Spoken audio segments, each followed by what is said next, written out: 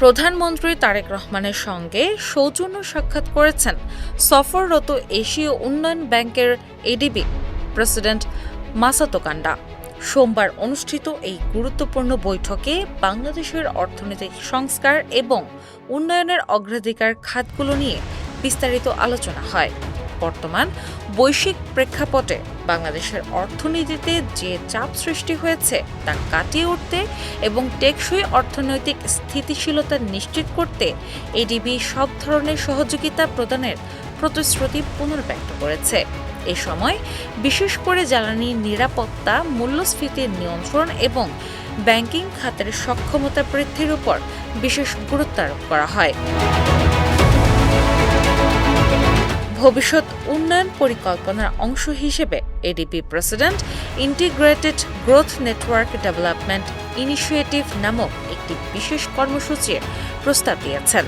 এই নতুন উদ্যোগের আওতায় আগামী 5 বছরে বাংলাদেশকে $5 বিলিয়ন অর্থ সহায়তা প্রদানের ঘোষণা দিয়েছে সংস্থাটি। এছাড়া চলতি বছরের কর্মসূচি অনুযায়ী বর্তমানে $1.4 বিলিয়ন ঋণ চুক্তি সই করা হয়েছে, যার একটি উল্লেখযোগ্য অংশ বৈশ্বিক সংকটের প্রভাব মোকাবেলায় ব্যবহৃত হবে। মূলত কর্মসংস্থান সৃষ্টি, অবকাঠামোগত উন্নয়ন এবং দেশের সব অঞ্চলে সুষম প্রবৃদ্ধি নিশ্চিত করাই এই বিশাল অর্থায়ন প্যাকেজের মূল লক্ষ্য।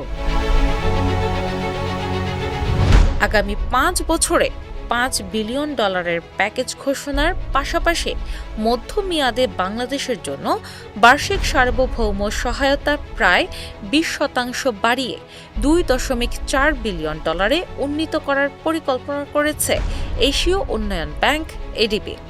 সংস্থার মতে এই বর্ধিত অর্থায়ন বাংলাদেশের বিনিয়োগ ভিত্তিক প্রবৃদ্ধি ও অর্থনৈতিক বহুমুখীকরণ ত্বরান্বিত করার পাশাপাশি কর্মসংস্থান সৃষ্টি, সুশাসন জোরদার এবং স্বল্পোন্নত দেশ এলডিসি থেকে উত্তরণ প্রক্রিয়াকে আরও মসৃণ ও টেকসই করতে গুরুত্বপূর্ণ ভূমিকা রাখবে।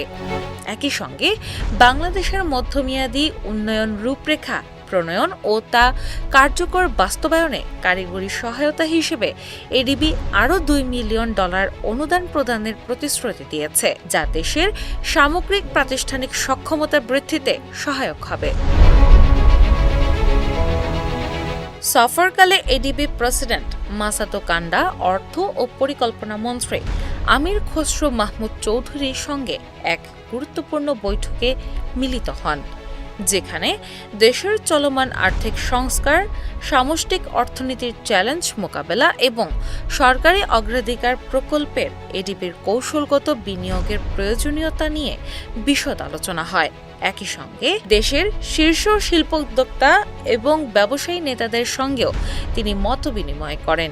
এই আলোচনায় বিনিয়োগ পরিবেশের সম্ভাবনা ও বিদ্যমান প্রতিবন্ধকতাগুলো চিহ্নিত করার পাশাপাশি পুঁজিবাজারের উন্নয়ন এবং বেসরকারি খাতের প্রবৃদ্ধি ত্বরান্বিত করতে যৌথ অর্থায়নের বিভিন্ন উপায় ও সুযোগ নিয়ে আলোকপাত করা হয়।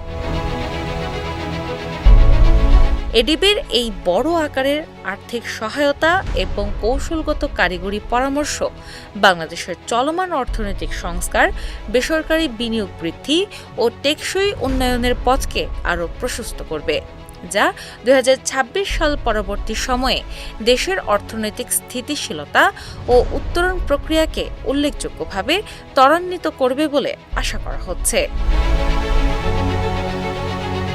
দিনা ইসলাম, বাংলা বাজার পত্রিকা।